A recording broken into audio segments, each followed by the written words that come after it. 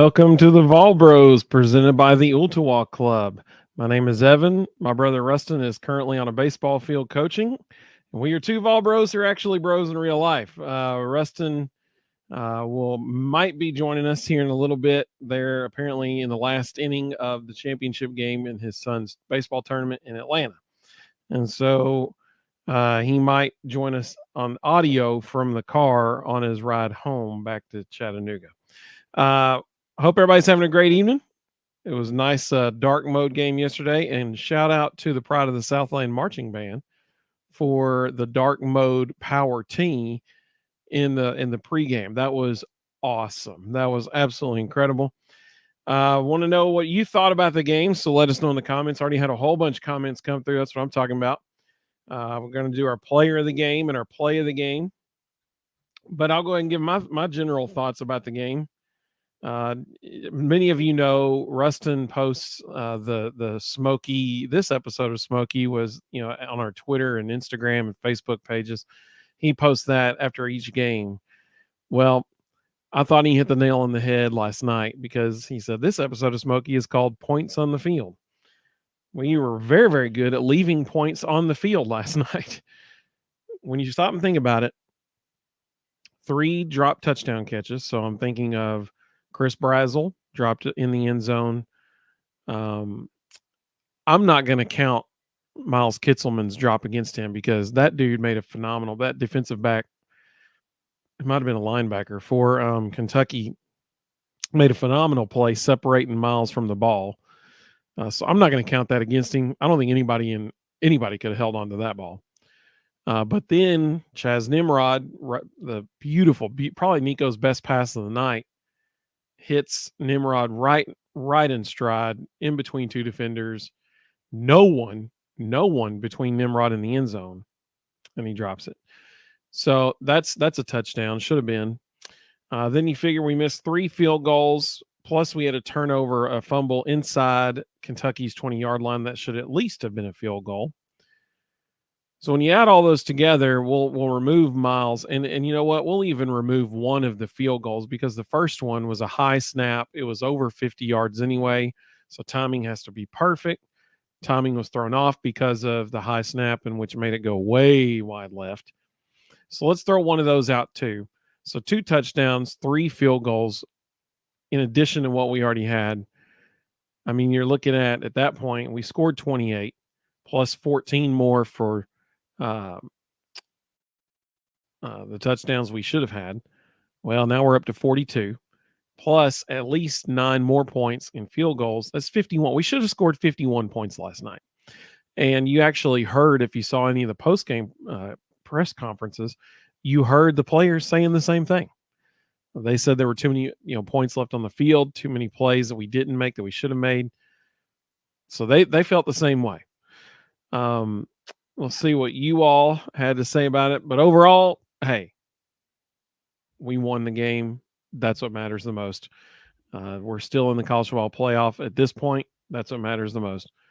Zach said, great win for us. The only team to hold teams under 20 points all year. Yeah, I mean, Tennessee this is the 9th straight game if you go back to last year's bowl game against Iowa, but 8 games this season. First team to do that since 1966 at Tennessee. That is not bad. Zach said, some unfortunate news. I'll be out of town on the 16th. Do we know what time the Georgia game might be? I'm hoping for the 7:30. I will be shocked if the Georgia game isn't the 7:30 ABC game. I was about to say the only way it doesn't happen is if they lose. That's not an issue because it's going to be announced tomorrow. So Georgia does play Ole Miss next week, so Ole Miss might sneak up and beat Georgia, especially the way Georgia's playing right now. But it doesn't matter by that point because they'll already have announced the game time tomorrow. And as of tomorrow, when the game time will be announced, you're looking at 2 top 7 teams, the number 2 team and the number 7 team in the country according to the AP poll. So I don't think they will pick any other game other than Georgia or Tennessee at Georgia. So I would venture to guess it's going to be the 7:30 ABC primetime game. Herb Street, Fowler, they're going to be calling it. that kind of thing. Sam agrees. He said, got to think that it's going to be the 7:30 primetime spot. Absolutely. Eric, good to have you, buddy. He said, what's up, Vol Bros? Great to see you, man. Matt, welcome, bud. Glad you're with us. He said, howdy, bros. Mississippi Vol, welcome. Glad you're with us, too. So good evening to all these Kentucky fans are really something, talking about how they beat themselves. Guess they didn't see the 3 drop touchdown passes or 3 field goals. An odd bunch. Yep, absolutely. Absolutely. Eric also agrees probably going to be the 7:30 game. Yeah, I mean, I think so too. Keg, welcome, bud. Good to have you. He says, "Sup, Fall Bros. Dark mode looks sharp. It sure did. Still love them white jersey and our britches. Go Big Orange." Yeah, I mean, I was so surprised and really excited to see that dark mode power tee in the pregame when the band had the orange lights on their hats. That was really cool. Really cool. And that is actually something that, people say, we upgraded these LED lights in the stadium. That what we saw in the pregame could not have happened before they upgraded to LED lights, because the LED lights are just instant on and off. The old lights, they had to warm up for a while, after you turn them off. Well, that could not have happened with that dark mode orange, because if you notice, they're playing, all the lights are on, all of a sudden, boom, they're off. They do the orange, power tee, and then boom, the lights are back on. That couldn't have happened. So that was pretty cool. Let's see. Kevin said they'd be crazy to play any earlier than the 7:30 ABC game, the Georgia Tennessee game. Absolutely. Let's see. Oreo Puppy Dog said we scored in the first half. That's exactly right. We sure did. Let's see. Eric said, I'm not completely sure, but game day should be there in Athens for the game because they won't be any better game that day. Yeah, I mean, I agree. I totally agree. Mina Laki, welcome. Glad you're with us. Hopefully Rustin will join us here in a little bit. That's who the coach is there. hopefully he'll be with us pretty soon. Herb asked a great question. He said, are y'all going live Tuesday night? That's a really good question. Just so you guys know, Tuesday night, not only is it election day, but it is also the first release of the college football playoff poll. Typically, it comes out at 7:30. At least that's what they've done in years past. I'm assuming that's the same format they're going to do this year.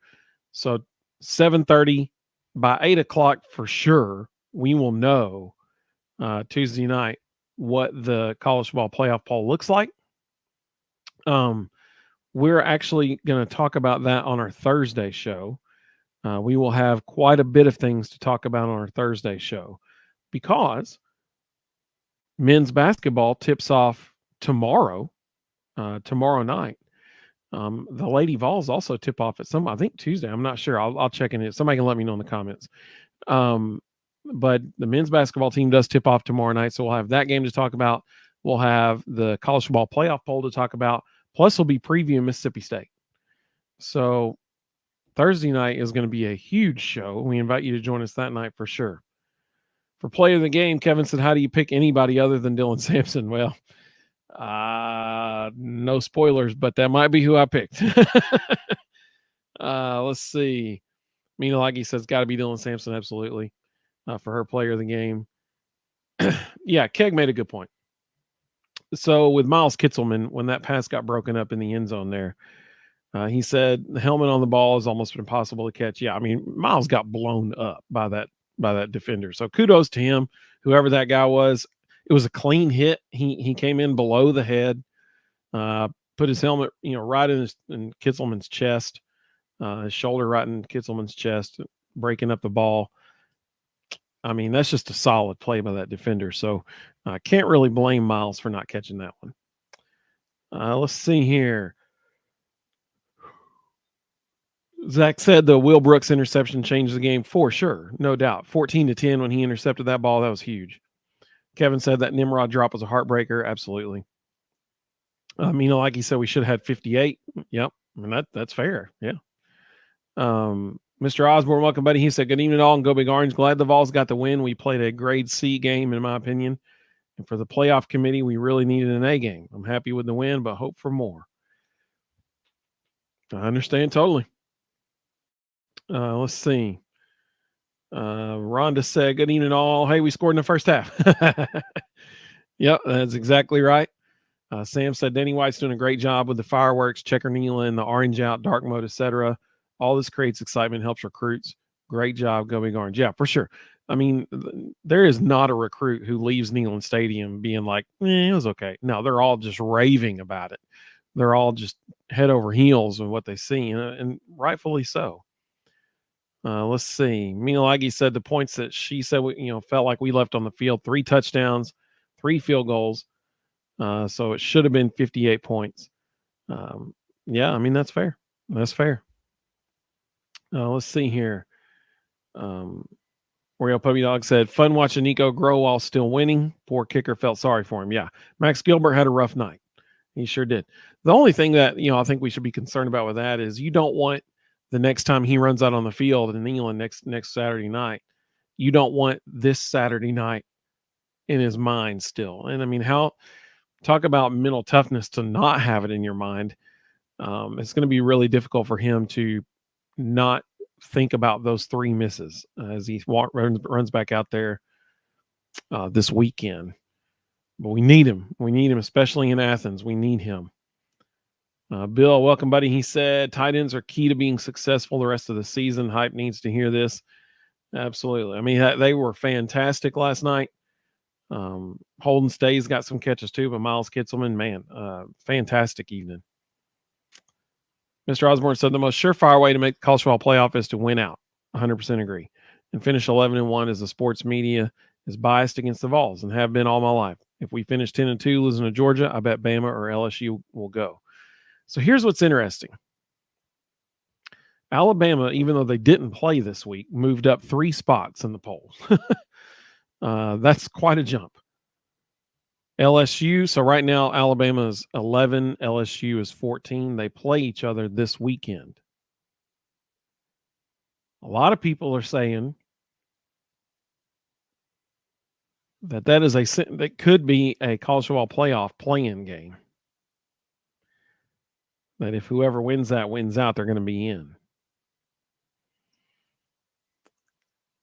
I would love to think that a 2-loss Alabama team would not get in if Tennessee loses at Georgia, which they might not, especially the way Georgia's playing right now.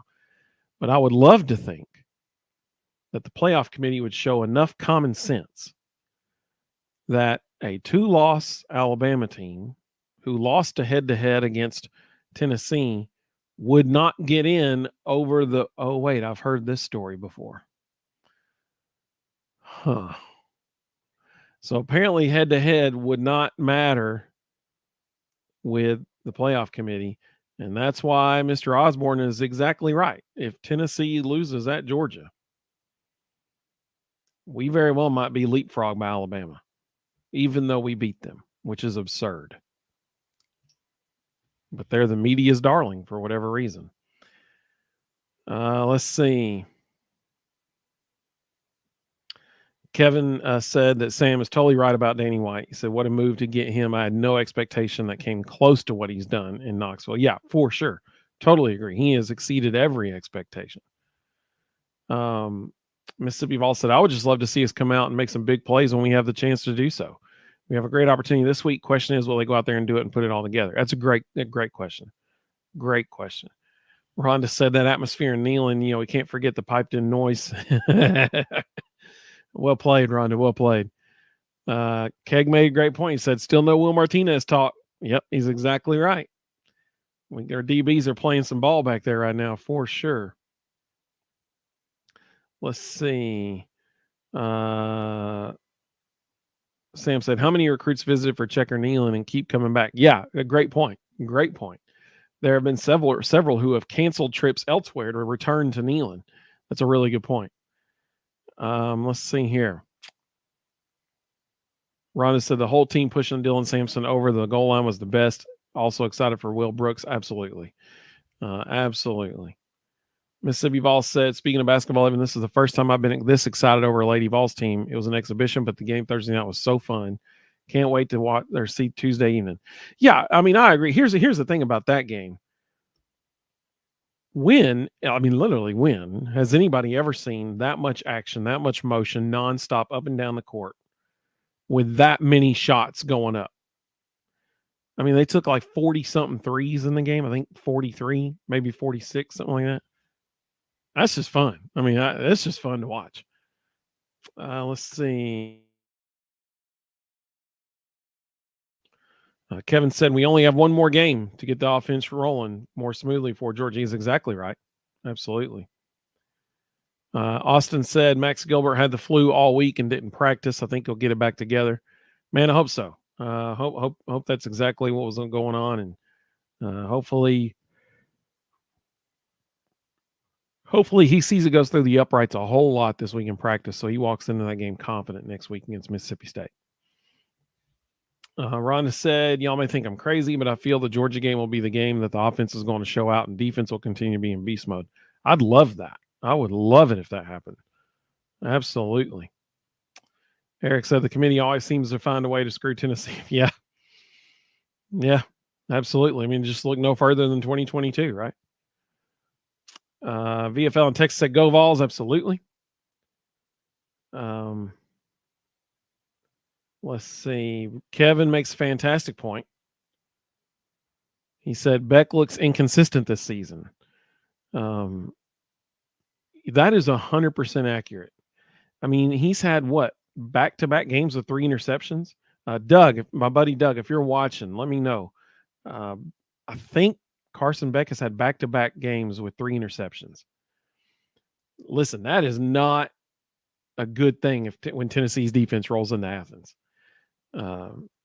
One of the interceptions either yesterday, he was in the process of being sacked and he tried to throw the ball, just floated it up in the air, got intercepted easily. He can't do stuff like that with Tennessee in there because, I mean, Tennessee's going to get to him. That will happen.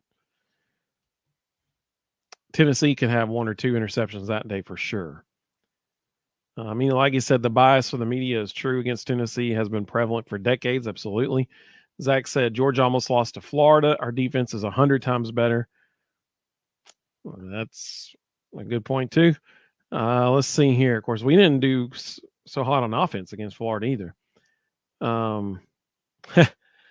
Osborne said, I apologize to the chat if I'm being a downer, not trying to be. Don't get me wrong. I'm happy with the win. It's just this Vols team is better than 2022 because the D gives us a chance in any game.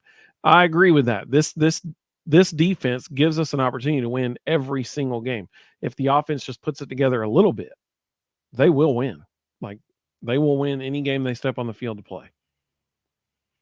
VFL in Texas said, how was Kentucky able to hang 18 on us? So the first touchdown, kudos to the Kentucky coaching staff. You could call it luck. I don't know. But the play call that they had was absolutely perfect against the defensive play call we had. We brought the whole left side of the defense, and they just so happened to have a play call where their tight end was leaking out right into the vacant area that our defenders had left. And so it was an easy little pass and catch for them. I was just a fluke, but the bigger issue was the longer plays, and Joshua Josephs actually talked about that in his post-game press conference, and he talked about how, they missed, run gaps and stuff like that. Good news is all of that is fixable. That's what's good about that. Let's see. Matt said, love Max Gilbert. Every kicker has a bad night. Didn't know he was sick. He'll get it together for sure. Yeah, I hope so. I really do. Hope so.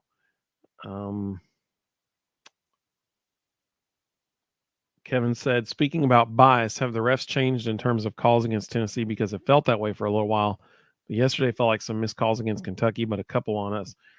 Yeah, so I think Tennessee was the beneficiary of more than usual calls in our favor last night, including calls not against Kentucky. Like, they could have very easily thrown a flag on Omar Norman on the sideline when he hit Brock Vandagriff. Could have very easily called a flag or thrown a flag on him. The Dylan Sampson touchdown to the record breaker. In real time, I thought the pile had stopped, and I was shocked that they didn't call the play dead. Going back and watching the replay, at one point, the pile actually moves backwards and then goes back forward, and they still didn't blow it dead. Like Cooper Mays, you can see his feet. He actually moves backwards for a second and then goes forward, and they didn't call it dead. So I felt like we actually were the beneficiaries of a lot. of officiating last night. Let's see.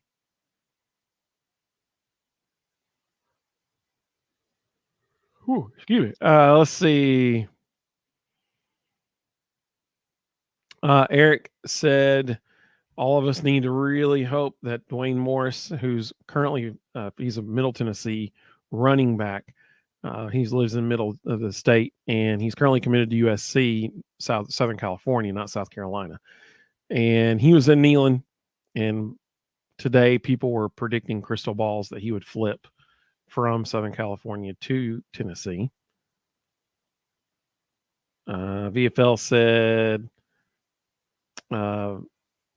yeah, so I was right. Yeah. He said Carson Beck has 3 picks against Texas and Florida. So it wasn't those 2 recent games, but it was 2 of his recent games. Rhonda said, Eric said Carson Beck has 11 or 12 interceptions this season. Rhonda said he looks like Will Levis.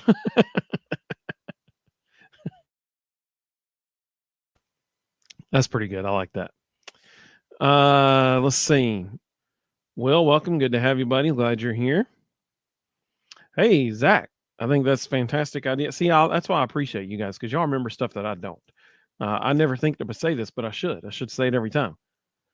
We would absolutely love it if you could like and subscribe. That would be amazing. Share this with your friends. That'd be amazing. Let's see here. Sandra said, did you see the women's basketball versus Carson Newman? Absolutely. That was a lot of fun to watch. That is a lot of fun to watch.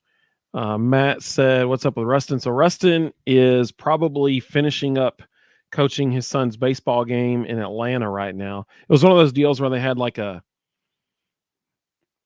2-day tournament, and the first day is pool play, second day single elimination.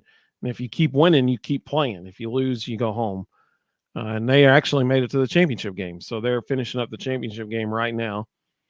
That's why he is currently not here. He will probably join, if I had to guess, he will probably join audio from his car on the way home. So he might be joining here in a little bit. Jeff said, just hopping in. Did y'all discuss playoff scenarios yet? Not yet. We will get to that. I promise. Will, that's a great question, buddy. Will said, Ohio State beat Penn State, and Penn State only dropped to number 6. How are they ranked ahead of Tennessee? I have no idea, Will. That is a phenomenal question. I don't know. Penn State continues to be overrated in my opinion, but we'll see. Jeff said, also our offensive line quarterback much improved. I totally agree. This may have been Nico's best game of the season. He was on the money with his throws. It was a fun game to watch Nico play. Let's see.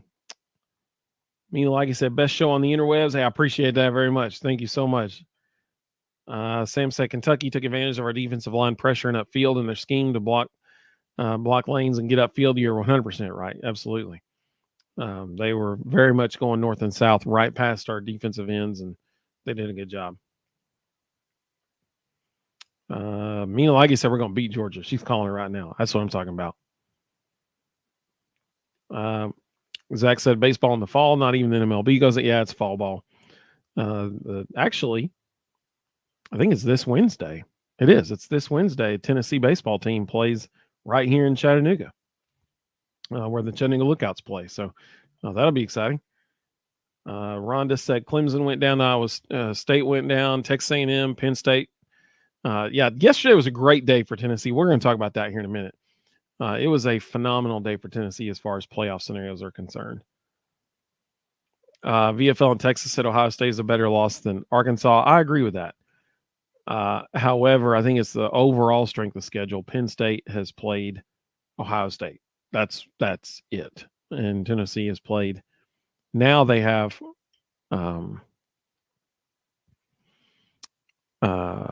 3. Is it 3 still? I'll have to look. I can't remember. I think it's 3 top 25 wins. I still think it's 3. Let's see. But like you said, that Oklahoma win doesn't look as good now. Sanders said if the girls play like this all season, they're going to surprise a lot of teams. 100%.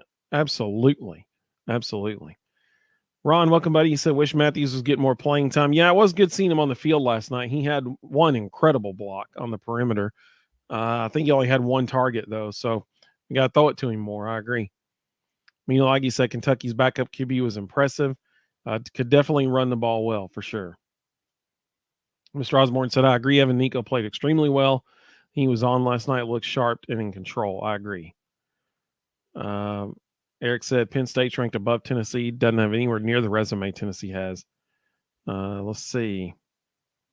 Will said Tennessee's beaten Alabama. Tennessee also beat Oklahoma, NC State at the time, which that's proving not to be that big of a win either. Penn State has beaten Illinois and USC, and which USC now doesn't look like a very good win either. Matt said how Alabama jumped 3 spots on the bye week gets me steamed. Yep, they're the darling of the NCAA and the Associated Press. Zach said yes, but Oklahoma and NC State not ranked anymore. That he's right. That hurts us. Sanders said, what's going on with our kicker? So apparently, based on what Austin said earlier, he had the flu all week and was just getting healthy enough to get out there. I hope that's the case. They definitely need him back. So let's do our I'm going to do player of the game first because probably every one of us will have the same one. So you all let me know who your player of the game is in the comments. It had to be Dylan. I mean, my goodness, he broke a record that has stood for almost 100 years. 1929. So what is that? 94 years? 90. Come on, math, help me out here. 96 years? 96 years. 95 years. It's 95 years. Yeah. So 95 years. The dude breaks this record. I mean, talk about, and we witnessed history last night. Like, that's what I was telling my wife and my son as we're sitting there watching the game. We literally saw history being made. And 30 years from now, when we're watching a football game and they're talking about the single season touchdown rushing record holder for Tennessee, and they show a graphic of Dylan Sampson, we all can say, I remember when that happened. I mean, like that, talk about a momentous occasion. That was really, really cool. Elijah, welcome back. Good to have you. Eric said Dylan Sampson, player of the game, hands down. Totally agree. Like he said Dylan Sampson, absolutely. Rhonda said absolutely Dylan. Yep.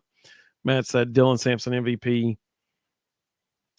Jeff said Will Brooks, the co-award for player of the game. He should have had 2 picks. Yeah, that first one, man, that was tough because he's trying to stay inbounds and also catch the ball. That was a tough one, but that second one, man, it was beautiful. Absolutely beautiful. VFL in Texas said, yep, Dylan Sampson. Sanders said, my players of the game was Nico. If the wide receiver catch the ball, it's 2 touchdowns. That's fair.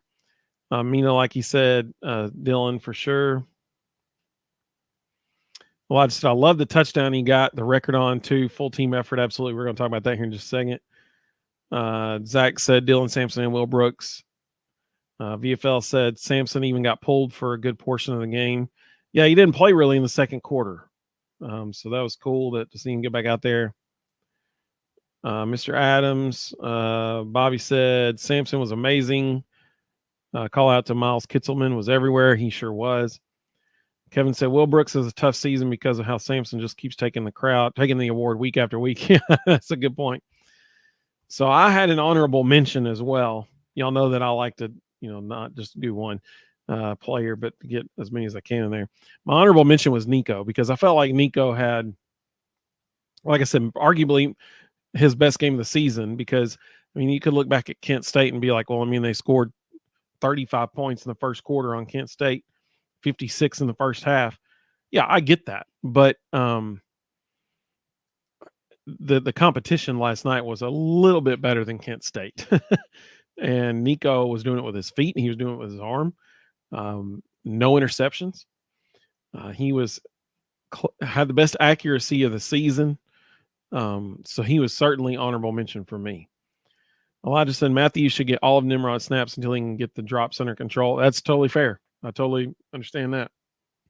It's hard to argue with that. SEC football, welcome, buddy. He said hi from Cleveland. Is that Cleveland, Ohio, or Cleveland, Tennessee? Let me know because If it's Cleveland, Tennessee, then we're super close. Sam said, for sure, elimination game this weekend with Alabama versus LSU. Loser will have 3 losses. No doubt. Yeah, whoever loses is done. They have no chance of getting in the playoff. SC Football said, Cleveland, Tennessee. That's what I'm talking about. You're right up the road from me. Very cool. Very cool. Elijah said, Nico played his best game by far. Should have had 350-plus yards with 4 touchdowns. Yeah, I mean, absolutely. The Chris Brazzell drop and the Chaz Nimrod drops both should have been catches, both of them. I'm going to give Miles Kitselman a pass on that one that he dropped because he got blown up by the defender in the end zone. So hard to blame him for that. I don't think anybody could have held on to that ball. So I'm going to give him a pass on that one. But the other 2 should have been catches. Mina, like you said, Nico's improving. I'm happy for his footwork. Yeah, even his teammates were commenting on his footwork after the game. Like Dylan Sampson was talking about Nico's footwork.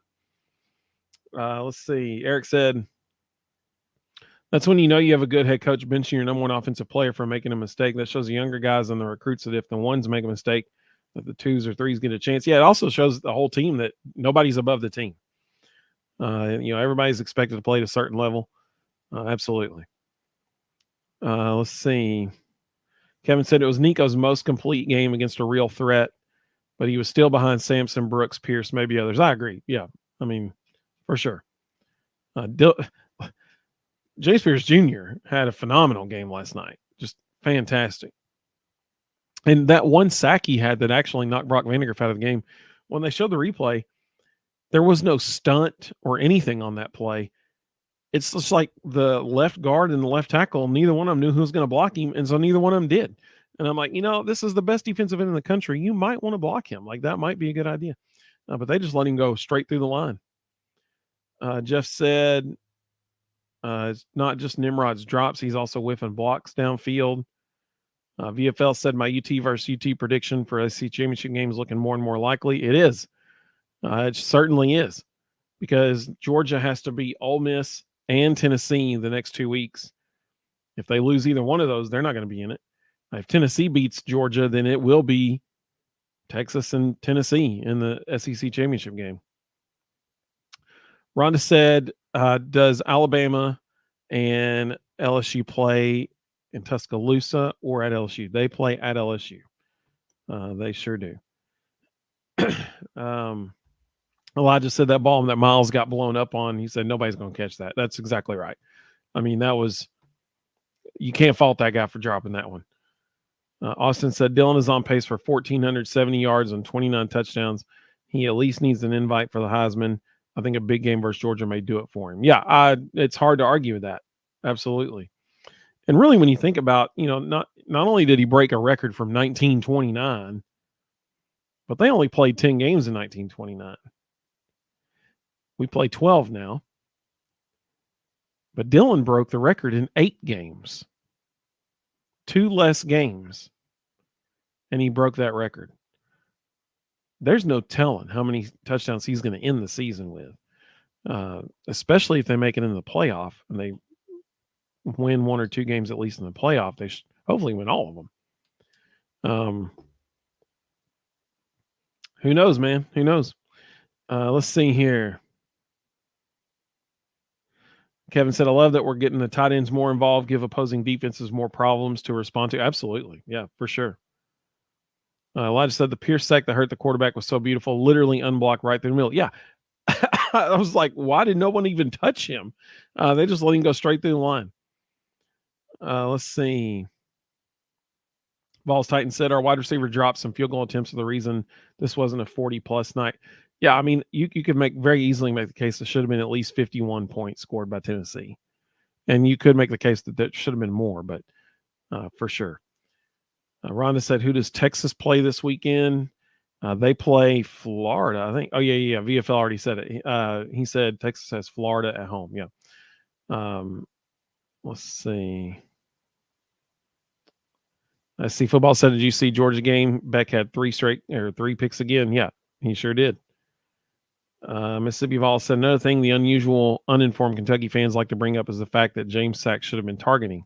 How so? He made contact with his chest, not his helmet. Exactly. It's not his fault that the quarterback was like falling down, dropping down. I mean, he just ran straight through the guy. He didn't lead with the crown of his helmet. He literally wrapped. It was almost like he bear hugged him. Zach said, if we play Notre Dame today, who wins? Tennessee. Absolutely Tennessee. Sam said our offensive line needs improvement. A lot of guys standing around instead of hunting someone to bury. Jeff said if Dylan played for Bama or Georgia, he'd end up in New York. Yeah, you're 100% correct. Absolutely. Eric said, also with Dylan getting benched after he fumbled, that makes him better because coach can use it as a learning experience. He can tell Dylan now the others getting your carries. What are you going to do about it? For sure. Elijah said he saw James Pierce Jr. go unblocked and immediately started praying for the quarterback. Yeah, I still can't believe they didn't block him. It just blows my mind. Talk about a miscommunication, serious miscommunication by them. Elijah said Will Brooks and Jermon McCoy are salivating, waiting on Carson Beck. Absolutely. After watching him the past few weeks. Rhonda said Florida may end up keeping Napier. I mean, he's got a tough few weeks ahead of him, that's for sure. How he, in my opinion, Rustin thinks he's gone. In my opinion, how they fare over the next few weeks will determine if he's there next year or not. Because just as a reminder, here, I'll pull up their schedule and everybody know. They end the season with Florida State, which certainly should be a win now. But between now and then, they go to Texas this week, then they host LSU, then they host Ole Miss, and then they've got Florida State. So they got Texas, LSU, and Ole Miss back to back to back. Those are 3 losses, in my opinion. And so there might be some very upset people by the time Florida State, by the time that game rolls around. Let's see. Eric said Dylan responded. Absolutely, he did. Elijah said, did you see the Heisman voter saying how much she hates Tennessee? I think I heard about that. I didn't see it, but I think I heard somebody saying something on Twitter about that.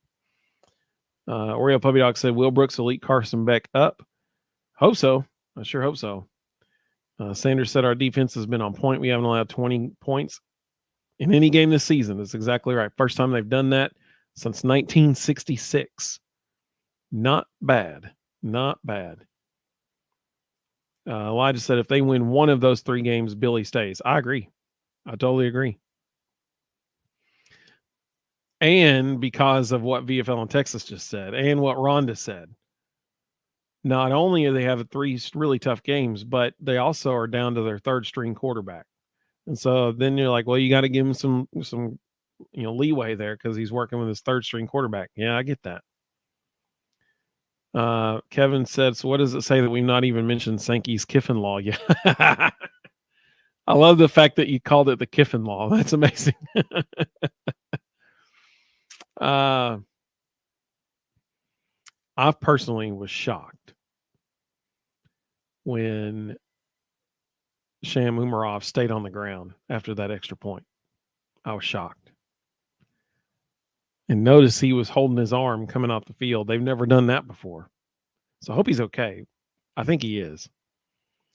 I was shocked. But now you see how, if by some chance people are faking it, if they are, you see how they're going to try to work that now. Like hold your arm as you're walking off, like act like you're in pain, Meanwhile, like he said, she saw an interesting post on X. Jalen Miller was the only quarterback that's lasted throughout the game against Tennessee. I mean, if you're a quarterback playing Tennessee, you got to be dreading that game now. Jeff said, if Auburn moves on from Freeze, don't be surprised if Clark Lee ends up there. That's fair. Absolutely. It's hard to ignore what he's doing at Vanderbilt. Knoxville Predator Catcher said something has to be up with Selden. That's not football related. That's a fair question. I mean, it was odd. It was odd when Peyton Lewis came in the game before Cam Selden. I don't know what was going on there, but something's up for sure.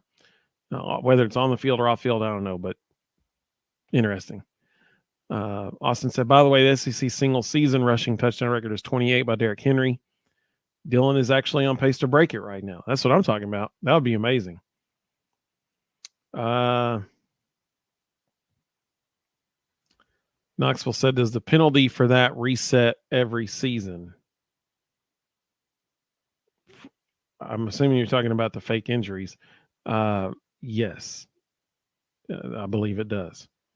But the part that cracked me up, though, was they're like, it also includes a public reprimand. Well, big whoop. Who cares? The part that's going to make people not do it is the money and then getting suspended for a game. That's what's going to make them not do it. Austin said Dylan is 10th all time in SEC rushing touchdowns, single season rushing touchdowns, only after 8 games. That's awesome. That's really cool. Eric said, I'm glad Sankey tried to do something, but just like you said, people still try to do it. Yep. Rhonda said the last teams to hold 20 or less points all allowed all won national championships. That's what I'm talking about. So let it be written. So let it be done. Love it. That's what I'm talking about. Jeff said, I personally don't have an issue with teams stealing a rest on extra points. It's a completely other issue to stop stoppages to limit tempo. Oh, I mean, that's a totally fair point. Very different scenarios. I agree. But nevertheless, that's not spelled out in the rules. So they could end up getting fined. I don't know. We'll see. Kevin said the arbiter, don't remember his name, will review SEC game footage in the following week to assess penalties. I believe it's Steve Shaw is the person who's going to be doing that. He said, I'd hate to be seen, goofing off around the sidelines after limping off or holding an arm. Absolutely. Absolutely. Sam said, do you think there's a chance Auburn moves on from Freeze, given he has a top recruiting class coming in? Nah, he's there for a little bit. Knoxville Predator Catcher said, if Florida, that's an interesting name. He said, if Florida fires Billy, they will make a huge hire, maybe even Alex Golesh.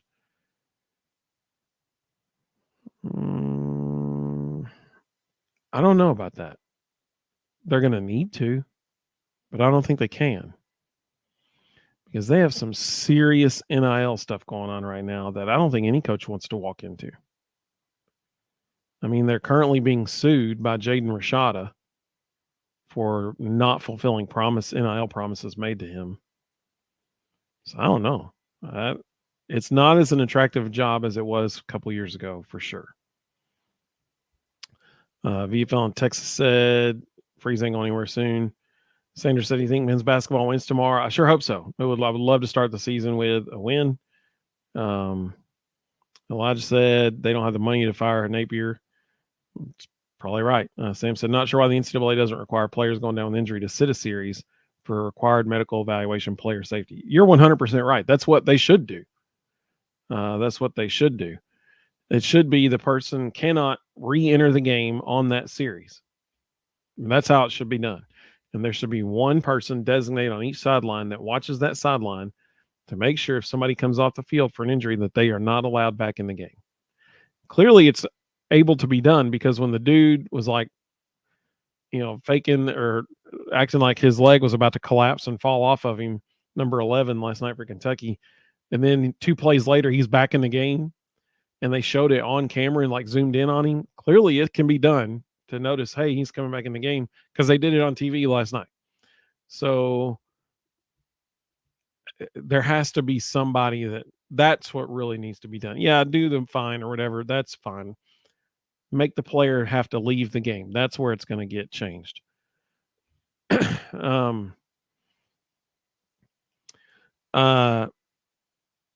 Sanders asked about tomorrow night. So Tennessee opens the season against Gardner-Webb. They will win by a whole lot. Then they play Louisville on Saturday. That will be probably much closer. But tomorrow night they play Gardner-Webb. They'll just blow them out. Let's see. Austin said there was one time last night where a Kentucky player got helped off the field, and as soon as they hit the sidelines, they let go of him, and he jogged to the bench. Yeah, exactly. Like he said, felt bad for the guy that couldn't get any help last night. I don't remember that one. I don't remember. Let me know which one you're talking about. So, play of the game. I got 4. Or no, 3. I only have 3. TK said, what happened to being tough and taking pride in making it to the sidelines when you get hurt? Yeah, it's a great question. It's interesting. Coaches actually tell players now, if you're hurt, go down on the field. Don't try to get to the sideline. Go down on the field, because it does stop play. And it does essentially give you an extra timeout as a team. So that's what they're actually being coached to do now. But I agree with you. I mean, it's a whole different thing. Matt said, what are the odds we have Banks next year? We should pay him the big bucks. So we cannot forget, we're fortunate that we have James Banks right now, because before Duke University hired Mike Elko, who is now at Texas A&M, they offered the job to Coach Banks. And Tim Banks turned him down and to stay at Tennessee. So I would venture to guess that he probably got offered some stuff last year too. After this season, he will 100% be offered probably multiple jobs. I hope we keep him. I really do. I agree with you. We got to dish out some money, but I hope we keep him. Austin said he thinks it's the same guy I was talking about. Rebel G said, where do you think Vols are ranked when the official rankings come out Tuesday? Great question. I'm going to show my rankings here in just a second. I hope they're similar to what the playoff committee says. Ashton McVall says, if players are getting paid, I don't see why commissioners can't start finding players for certain penalties. Oh, I actually like that a lot. Not only do the coach get fined or whatever. Yeah, I mean, that's interesting. That's interesting. Kevin said, play the game, the Kentucky false start on their own 6 or 7 yard line, instead of a flag on Tennessee. Yep. Omari Thomas thought he was going to be called for that, and you could tell by his reaction. And they let it go. Missy Ewall said, as far as our ladies are concerned, their game with MTSU will be a good barometer next Tuesday on the 12th. They're usually a pretty decent team. Then on Wednesday, December 4th, they have Florida State. Yeah, and January is going to be brutal for the Lady Vols. They have a really tough schedule in January. Let's see. Bobby said, play the game. Tony Vitello running off with the football. He did do that, actually, and that was pretty funny. Austin said, Rustin's game must be in extra innings. I don't know. Maybe so. Like you said, Will Brooks interception. Man, that's a good one. That is a good one. That was a good one. Absolutely.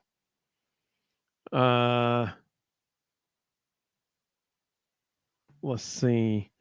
So my plays of the game, numero uno, top play of the game has to be the record-breaking touchdown. Once again, we got to witness history last night as a fan base. If you didn't hear Miles Kitzelman's words about Dylan Sampson in their post-game press conference, I strongly recommend you going back and watching that. It's actually now making its rounds on X. Just incredible. He said, he was like, I'll be able to tell my kids one day I was there. I was blocking for Dylan Sampson the night that he broke the record. It was really, really cool to hear what he said. He said it's a privilege, and he loves getting a block for Dylan. It really, really worth your time to go back and watch that. The coolest thing about that play, though, like he said, yeah, she loved what he said. Absolutely. The coolest thing about that play, and Dylan hit on it too, was that literally the entire offense was pushing him into that end zone. They all wanted that for him every bit as much as he did. Like, they wanted to get that for him. That was so cool, man. That was my favorite part of that play, was seeing literally the entire offense, including Nico, all of them pushing him into that end zone. That was my favorite play of the whole game. Honorable mention. We have to give an honorable mention. Who was it that picked that one? Minalaki. We have to give an honorable mention to Will Brooks' interception. Absolutely huge play in the game. Critical play in the game. 14-10 when that happened. The touchdown, the record breaker touchdown, it was 21-18 when that happened. That was a very important play in the game. But I'm going to give 2 honorable mentions that you might not think I should give, but I'm going to. The first honorable mention was amazing and then not amazing. The pass that Nico threw to Chaz Nimrod, that Nimrod dropped over the middle that should have been a touchdown. That ball that he threw was perfect. Perfect. Even if you want to get in the minutia about it, it was a tight spiral, no wobble on the ball. Beautifully placed, threading the needle between 2 defenders. Right on the money, in stride. Beautiful ball. And the only reason that, people aren't talking about it more is because it ended up getting dropped. But that was gorgeous. Absolutely gorgeous. So that's an honorable mention. And then I've never done this before. And maybe I shouldn't do it right now, but I'm going to. I'm going to give an honorable mention play shout out to the defender who broke up the pass with Miles Kitzelman in the first half that could have been a touchdown if he had held on to it. Listen, I don't care who you are. That was a heck of a football play. That defender, the way that he attacked the ball and Kitzelman legally, that was a completely clean and legal hit. That was a phenomenal play by that defender. Phenomenal play. I don't care what team it was. That was a great play. Wasn't my play of the game, but the dude deserves a shout out because that was one heck of a play. Other people giving their plays of the game. Austin said he didn't know if they've officially offered or not, but East Carolina has already expressed interest in Banks. That's exactly right. There's rumors about that going around on Twitter. Eric said my play of the game was Dylan's record touchdown and Nico to Kitzelman in the back of the end zone in the second half. Yeah, that was improvised play. It was beautiful. Rebel G said it's crazy to think we almost lost Sampson in the transfer portal. Thankfully, that's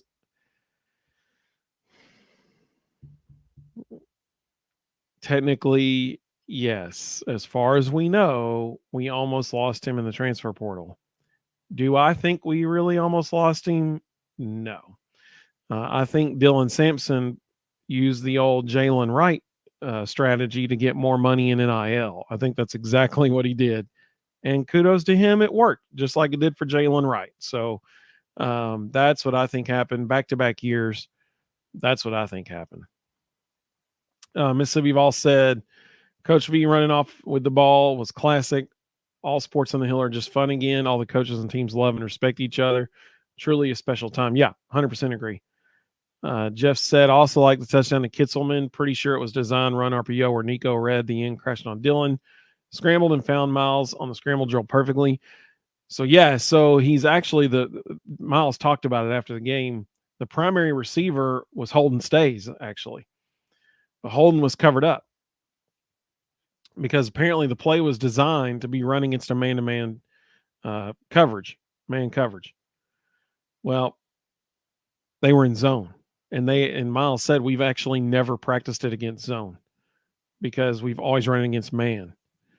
And so when he starts running the play, he's supposed to rub defenders off going up the middle. Well, there was nobody there.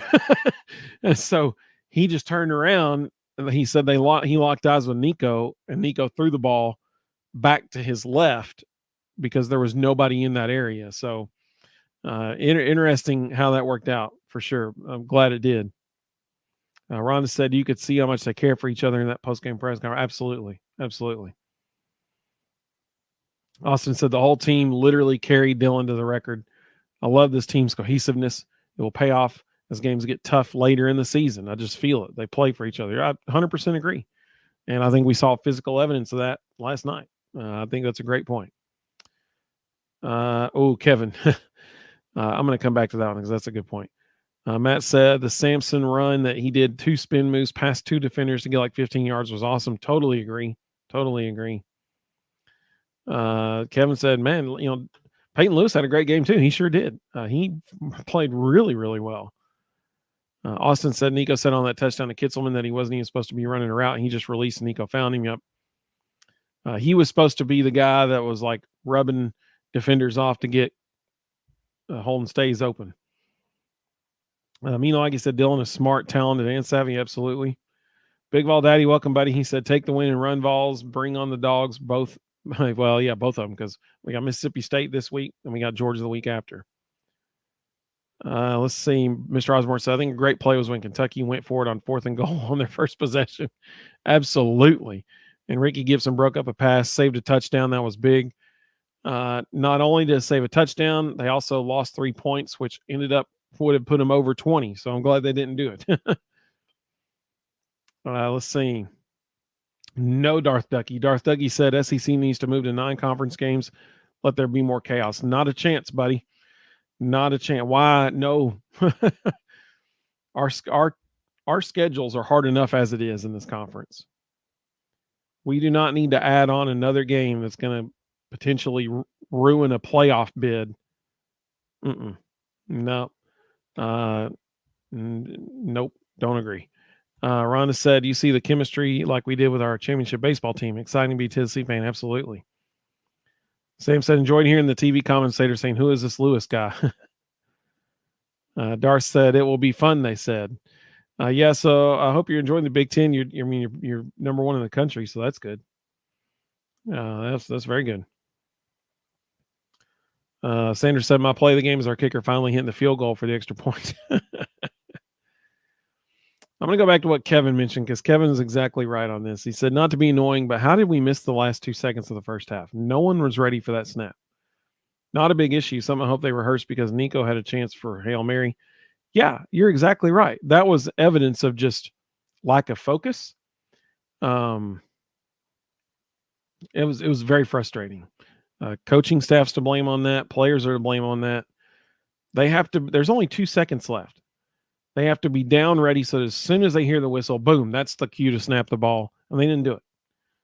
So I agree. That was very frustrating watching that. Very frustrating. Matt makes a fantastic point. He said, hopefully our team doesn't look past Mississippi State. We need to show out this Saturday. Absolutely.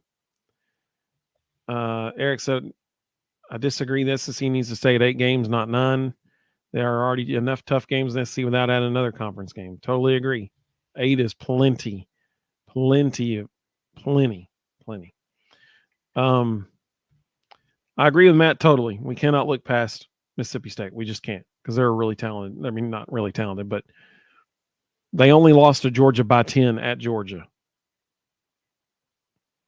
They can put points on the board. We have to be able to put points on the board too. So we'll talk about that on Thursday. Austin said, Darth said, more money. If there's 9 games, it's inevitable. I hope not. I mean, you're right. There would be more money, but I hope not. I hope they don't do that to themselves. The goal is to get in the playoff. That's the goal. If you want your teams, if Greg Sankey wants SEC teams in the playoff, you better keep it at 8, because if it goes to 9, you're going to start losing more people in the playoff. Sam said, if the on-the-field officials want the clock to start when they are still standing at the line of scrimmage, but it could be dangerous. I get that. Mr. Osborne said, it's my understanding if SC goes to 9 conference games, each team would have 3 permanent opponents and rotate the other 12, playing 6 one year, 6 the other. Bama Cats, Vandy are 3. That would probably be what happens, yes. That is what the format that was discussed last time. Austin said, every time a team gets in the red zone their first drive, I tell whoever's around me that we got them right where we want them, and it's worked out most of the year. Our red zone defense is elite.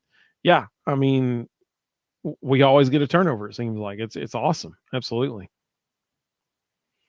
Let's see here. Big Vol Daddy said, nothing would make Mississippi State happier than spoiling our party. Yeah, i.e. South Carolina 2022, right? For sure. VFL said it'll go to 9 in 2026. So here's the thing. Next year's schedule is already set. It's this year flip-flopped. So the home games this year will be away games next year and vice versa.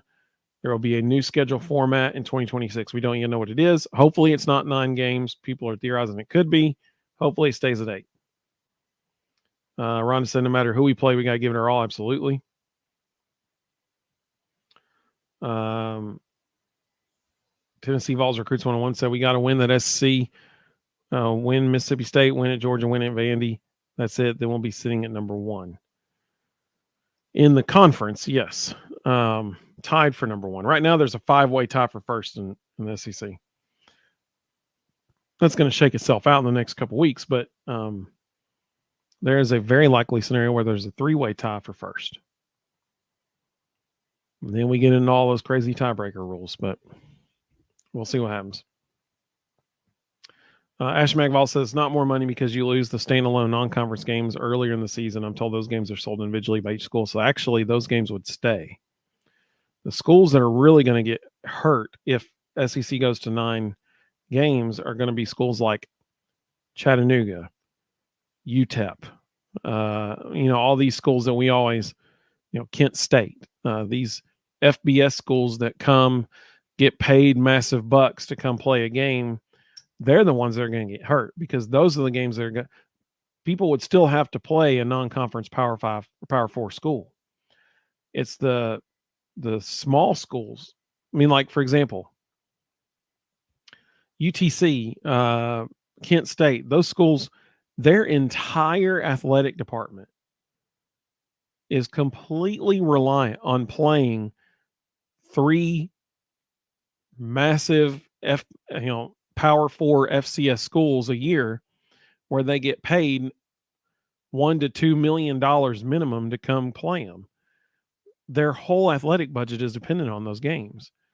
And if we remove one of those from those schools, they're the ones that are going to get hurt. Plus the SEC schools that don't make the playoff because they lost another game or something like that.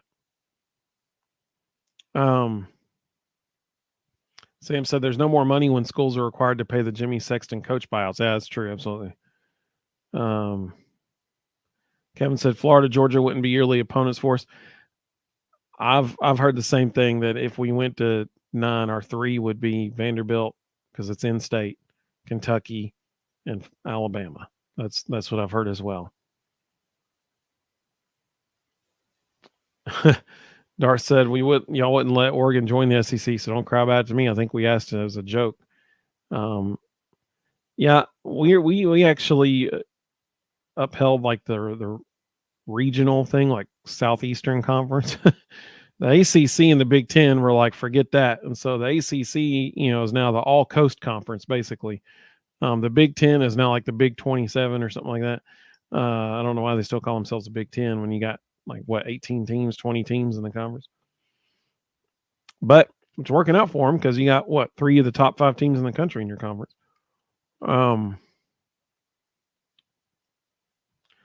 None Betta said, I'm hoping people don't blame Nico for the offense Saturday. Nobody is. Nico had arguably his best game of the season. He was extremely accurate versus Kentucky. Totally agree, man. We were all saying the exact same thing you said. Absolutely. For sure. Let's see. Mr. Osborne said, historically, Mississippi State plays us tough. My neighbor and I talked about that today when discussing it. You're exactly right. You're exactly right. Darth Dougie said, yeah, the FCS will get the short end of the stick. Kevin said, Vandy's looking strong. Absolutely. Tennessee Vols Recruits said those FBS schools will end up bankrupt. I mean, they're not going to have what they have now for sure. Kevin liked my Big 27. Darth said, bottom of SEC is way better than the bottom of the Big 10 this year. It is every year, man. He says, not always that way. It seems like anyone can beat anyone in the SEC. 100%. Because, I mean, think about it. The bottom of the SEC is Mississippi State and Kentucky. The bottom of the Big 10 is Maryland. Not great. Michigan State. Yeah. None Better said, agreed on Vanderbilt. Everyone who sleeps on Vandy has been embarrassed. Yeah, you're right. Rebel Jew, you're right. I meant to mention that earlier and I forgot. He said Samson pulled the Thriller dance after that first touchdown. You're exactly right. He did. It was awesome too. That was really cool. Rhonda said every team plays us the hardest. I think seems like it, and we're really good at making them look like they're really good too.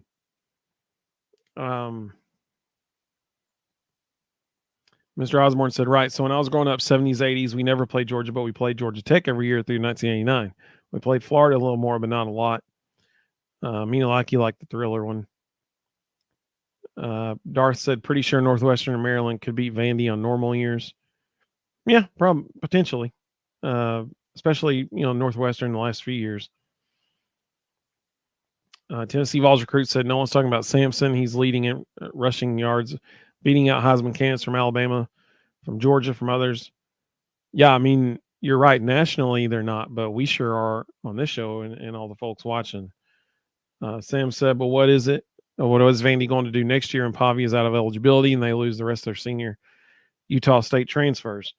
Well, I'm sure they'll hit the portal again, no doubt. Speaking of playoff scenarios, let's talk about what we do every week at the end of our show. So, if based on today's AP poll, which is what you're seeing on the screen here, if Sandra said she asked how far do you think Lady Vols can go? Well, I don't think we can base it off of playing Carson Newman. We'll see when they start playing some better competition. Let's see. So, based off today's AP poll, here's what the college football playoff would look like if it started tomorrow. Oregon still number 1, first round bye. Georgia be number 2, Miami number 3, BYU number 4. That hasn't changed. But you do notice in the AP poll that Indiana and BYU are now moving up. They're moving up, which they should be.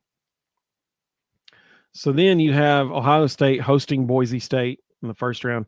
Now here's something that is now a reality that we have not yet talked about on this show. I feel like we've done a pretty good job on this show of talking about all the different scenarios. One thing we have not yet talked about is, we always said if you're number 12 in the poll, that's the worst spot you can be at because you're going to get left out if you're number 12. Because the 12th seed is reserved for the highest ranked group of 6 school. Well, what nobody considered was the highest ranked group of 6 school might be in the top 12. And that's exactly what we have now. So Boise State would be the highest ranked group of 12 or a group of 6 schools, and they're number 12. So Ohio State would be hosting them. Sports Banner 38, good to have you. Said a home game in Neyland would be epic. Totally agree, because Tennessee would be hosting Indiana, and then we would have game not at Oregon, but against Oregon in one of the New Year's 6, quarterfinal games. It'd be interesting to see where that's played. Maybe even the Rose Bowl, since Oregon would be hosting, and it would make sense they would be in the Rose Bowl. But Tennessee hosting Indiana, you got to love that. It'd be a tough game, but a fun matchup. Texas would be hosting Alabama, and Penn State would be hosting Notre Dame. Matt said, how is Alabama at 11 with losses to us and Vandy? Great question. It's because no one else is separating themselves. I mean, that's the bottom line. Ash McVall said, calling it now, Boise State quarterback. Goes to Vanderbilt. Will make people forget all about Pavia. I mean, that's fair. Yeah, it's great. Great prediction. Darth Thucky said, Alabama at 11 in the playoffs will probably beat Texas and Miami. I don't think they'll beat Texas, actually, personally. But Sports Banner's right. They're there because they are the darling of the playoff committee. I mean, and the AP, Associated Press. So that is the current top 25. Now, as you know, every week for the last several weeks, I've presented my top 11, and it's always been fairly different than the AP's top 25. Well, I guess the AP's been watching our show because now they've made their top 25 more similar to mine. So I'm going to give you my top 11. So you got this week's AP top 25 on the left. My top 11 is on the right. And I'm going to explain why I rank the teams the way I did here. Number 1, Oregon, obviously. I mean, that's a given. Number 2, Ohio State. So you got Ohio State and Indiana back to back at 2 and 3 there. And people say, well, why you got Indiana number 3? Because all Indiana does is just beat the snot out of everyone they play. They're undefeated. The only reason Ohio State is in front of Indiana is because Ohio State now has probably a better strength of schedule since they beat Penn State this week. But I invite you to consider exactly what I said last week.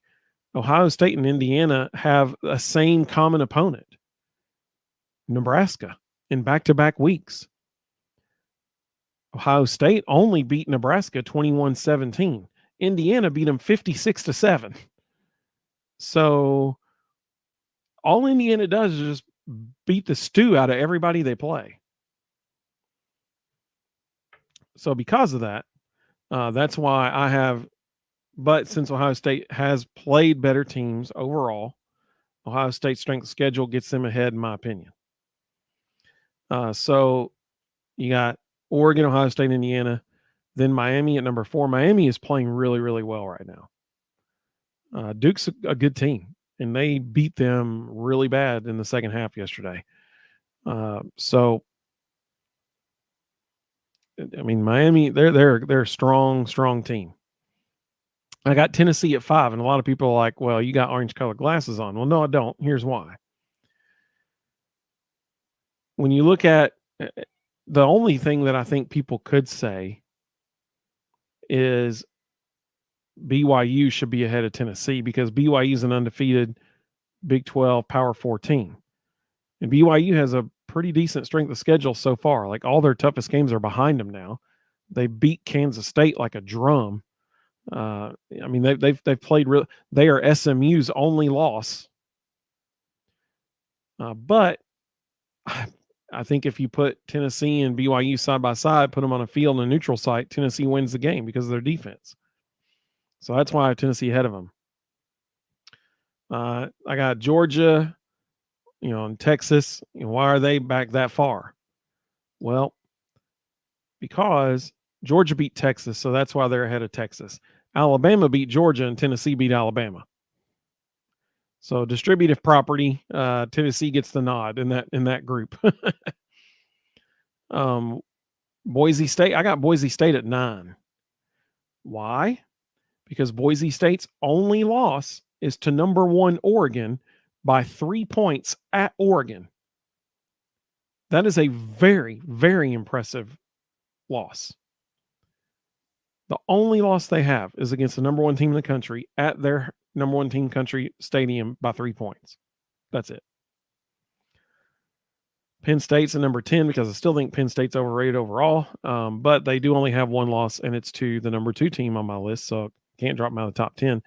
SMU only has 1 loss, ACC team. They only have, that's weird to say that SMU's in the ACC, but they only have 1 loss, and that's to BYU. So that's a really quality loss. And then Alabama sneaking in at number 12 because no one else is playing well enough to be up there, sadly. I had Iowa State at 13, but when you look at Alabama and Iowa State, I mean, let's be honest, who wins that game on a neutral site? It's Alabama. So that's why I put Alabama there. So that's my top 11. But what's interesting is in this situation, let me show you this next slide. So this is new. I haven't done this yet. I took my top 11, and if this is the way it was, here's how it would play out. And somebody in the comments made a good point. They said Ohio State and Indiana may have to play each other in the championship game in the Big Ten, so that could work itself out. And they're exactly right. I can't find that comment now. I'll try to go back and get all of them here in a second. Let's see. So based on my top 11, here is how this would play out in the playoff. Number 1 would be Oregon still. Number 2 would end up being Miami. They would jump from number 4 to number 2 because they would be the ACC champions. Number 3 would be Tennessee because they would be the SEC champions in this scenario. And number 4 would be BYU. So what's interesting is, we've said over and over and over that the number 12 spot is reserved for the highest ranked group of 6 school. Well, the highest ranked group of 6 school would not be lower than number 12. They'd be number 9, Boise State. So in this situation, Ohio State would be hosting Alabama. That would be a phenomenal game. Texas would be hosting Boise State. Indiana would be hosting SMU, and the winner of that game would play Tennessee. You got to like that draw for the Vols. And Georgia would be hosting Penn State.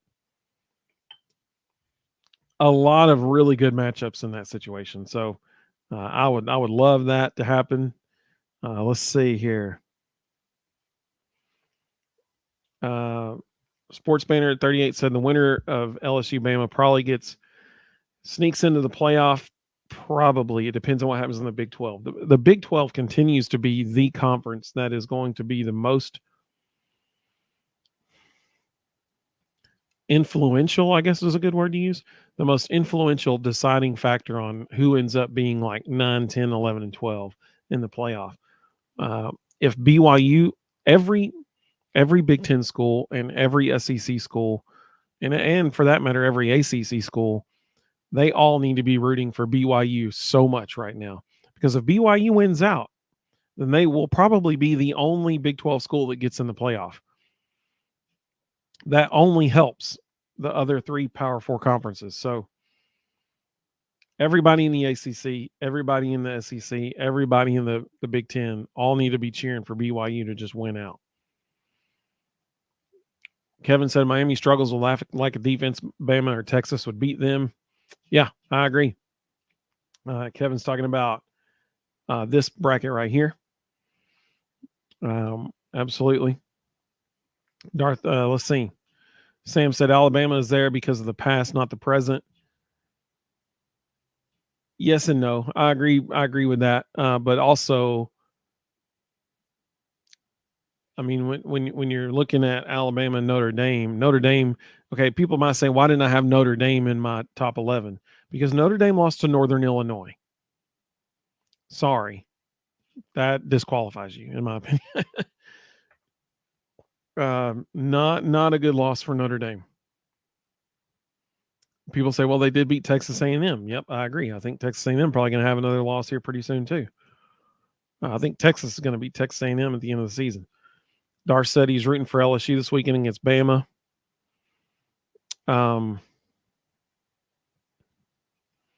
Sports Banner 38. He's the one who said Indiana and Ohio State have to play each other, so that'll work itself out. Yeah, you're right. Dar said Colorado and Ole Miss could still get in. I don't think so. No. Because Ole Miss has 2 losses. Right now, there are 5 teams in the SEC with 1 loss. So in order for Ole Miss to get – Ole Miss obviously can't lose again. If they lose this weekend to Georgia, they're done. They're not going to get in the SEC championship game because 2 of those 5 one-loss teams will make it to the Texas. Texas isn't going to lose again. They're just not. Their schedule is very manageable for the rest of the season. Texas won't lose again. Texas is going to be in the SEC championship game. The SEC championship game is probably going to be the winner of Georgia and Tennessee against Texas. That's what's going to happen. VFL and Texas said Miami has no defense. None better said, imagine if we kept Taven Jackson, Heupel's offense, epic. Yeah, I mean, it'd be interesting to see how that would have worked out. I mean, if Nico plays like he did last night, look out. Sports Manager said Jackson's good, but he's not even starting in Indiana. That's true. None better said, yeah, but Indiana's not running Heupel's offense. Yeah, Rebel G said, do you think Alabama could lose to LSU? Could they? Yes, because it's at Death Valley. So yeah, they could. I'm just not sold on LSU's offense right now. I don't know if they can put up enough points to hang with Alabama, but we're going to find out this week. Austin, I was thinking this exact same thing earlier today, man. He said, who had Indiana, BYU, Boise State, and SMU in the top 13 at the beginning of the season? Gotta love college football. Absolutely, man. Absolutely. Sam said Ohio State only has one loss. It's the same one as Boise State. You're exactly right. That's exactly right. Ohio State only losses at Oregon by 1 point. Boise State only losses at Oregon by 3 points. That's it. Sports Banner said he thinks it's very possible Bama loses. Yeah, for sure. Let's see.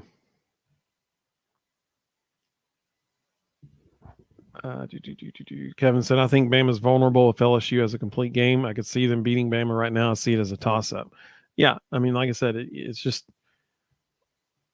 you got to wonder about LSU's offense right now, personally.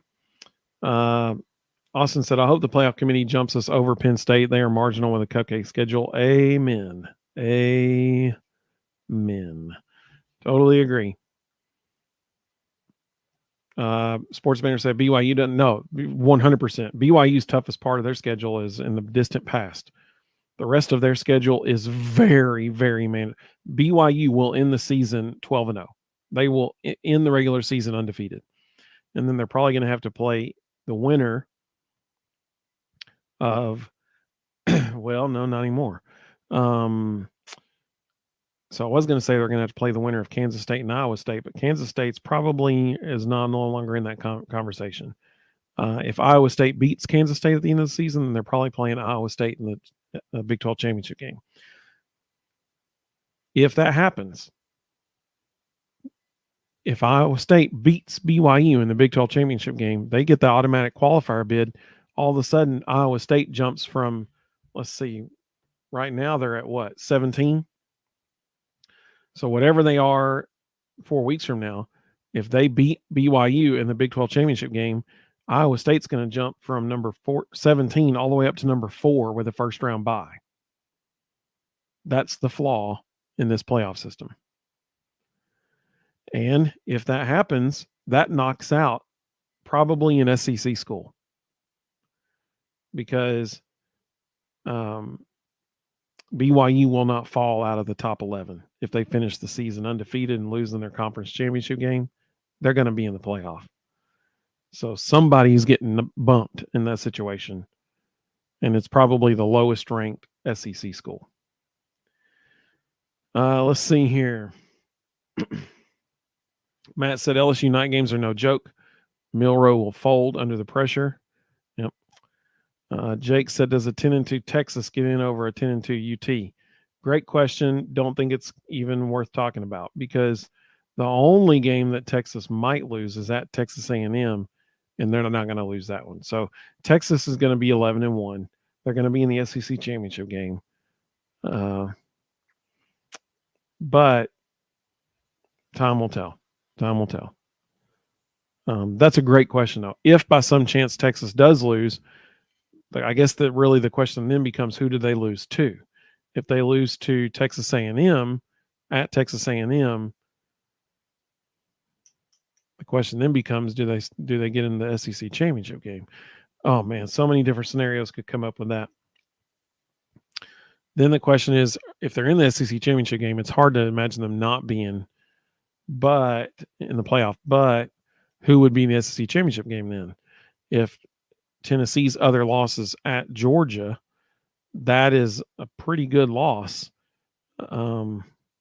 Georgia would be in the SEC championship game. And if LSU doesn't lose again, then they'd be in the SEC championship game against LSU. So then is LSU back in the playoff and Bama or Tennessee gets bumped out?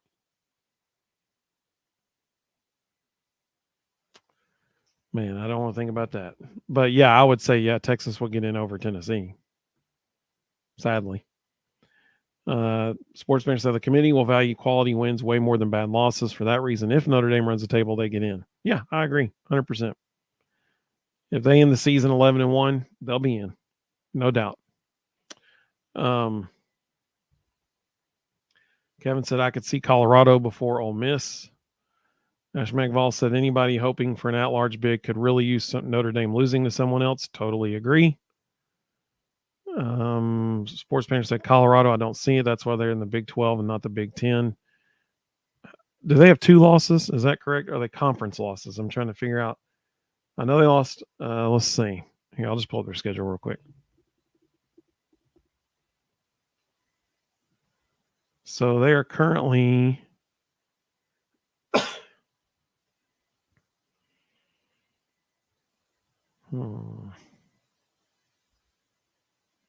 Colorado lost to Kansas State. They lost to Nebraska. Both of those are Big 12 losses. No, Nebraska's Big 10, sorry. So they have 1 conference loss. So they're still in the running for the conference championship game. So, I mean, yeah, they could sneak in if they win the conference championship game. They're going to jump all the way up to number 4 with an automatic bye. So they're definitely still possibly in. Yeah, Matt said that's a major flaw for teams to be able to jump like that. Kevin said A&M and Texas is a grudge match for sure. He said A&M has tools. I don't see that as a foregone outcome. Totally agree. Just very likely that Texas wins. I agree. Absolutely.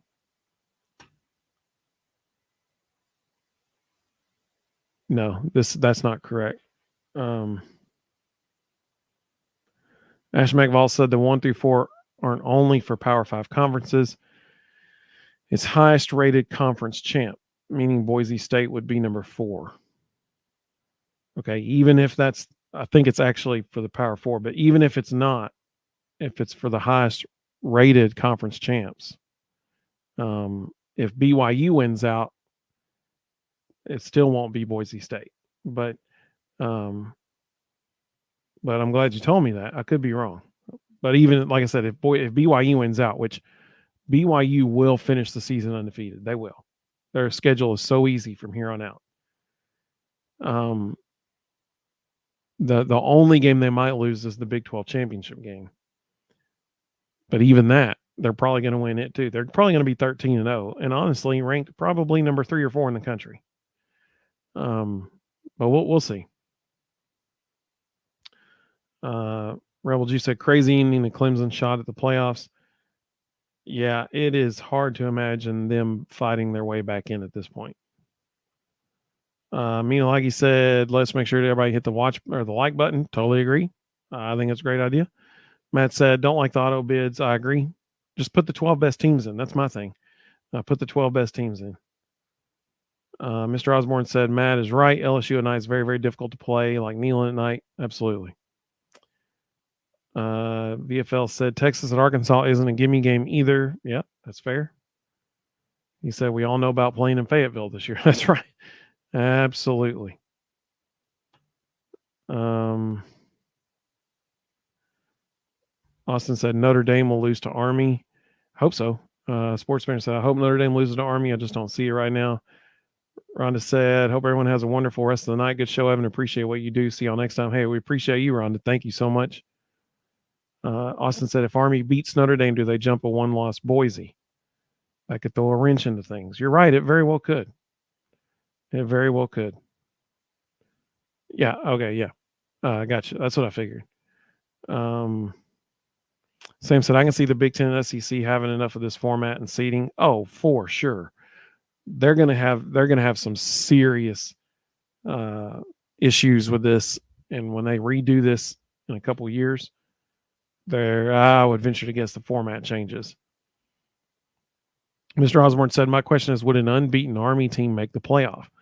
That means Army would have to beat Notre Dame, and a lot of those sports writers would want Army in there for sure. Yeah, I mean, that's fair.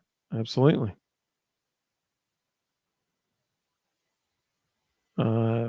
Sports Banner 38 said, I don't like the committee leaving team out for injuries. If you earn it, you earn it. I totally agree, man. I totally agree. Florida State should have been in it last year. I agree.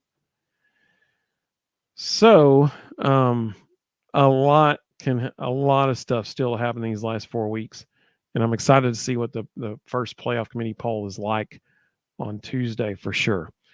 Real quick, we'll end our show with the updated standings in the Volbros College Football Pick'em Challenge. So we'll do this week's games here in a minute, but Rustin is now sitting alone by 2 games at the top of the leaderboard. That's huge this late in the season. I am at I went 6-4 this past week, so I'm at 67-33 overall. I'm 6 games off the lead. At this point, it's going to be really difficult to make up that ground. In order to do that, I'd have to go essentially like 10-0 one week. It's going to be tough for me to come back and make up that much ground. A couple people had great weeks. Mr. Osborne went 8-2. That's what I'm talking about. But this week's games, okay, here's the deal. This week's schedule is terrible.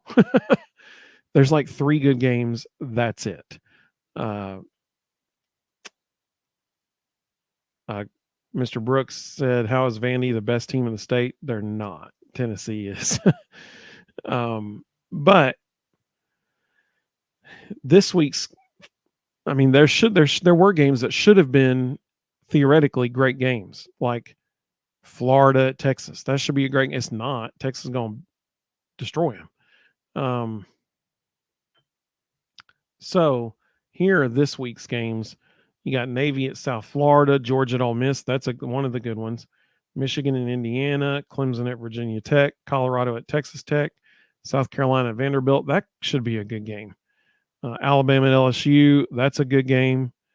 Oklahoma at Missouri, Washington at Penn State, and BYU at Utah. So really weak schedule this week. Really 3 good games in there, but all of the games are on Saturday. So since all the games are on Saturday, picks are due by Friday, November 8th. So this Friday is when all the picks are due. Like I said, not a really huge week of marquee games. There should have been some games that were bigger than they are. Unfortunately, the way the season's played out, it's just not that way. So please submit all your picks by Friday night. Please join us. Rustin will be back with me on Thursday, so please join us on Thursday as we talk about men's and women's basketball tipping off. We talk about the first college football playoff poll, the previewing Mississippi State. Man, there's going to be such a huge show on Thursday, so please join us for that. We really do appreciate all of you joining us in the chat and staying up late with us. We really do appreciate that.